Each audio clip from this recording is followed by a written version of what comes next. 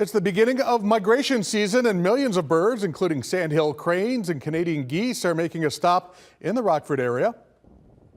Migrating Wetland Preserve in Rockton is one of the bird hotspots in the northern Illinois region and also one of the few wetlands left and protected in Illinois. In the last 200 years, Illinois has lost 90% of its wetlands, and to this day, the state is still struggling to find ways to preserve and protect some of these areas.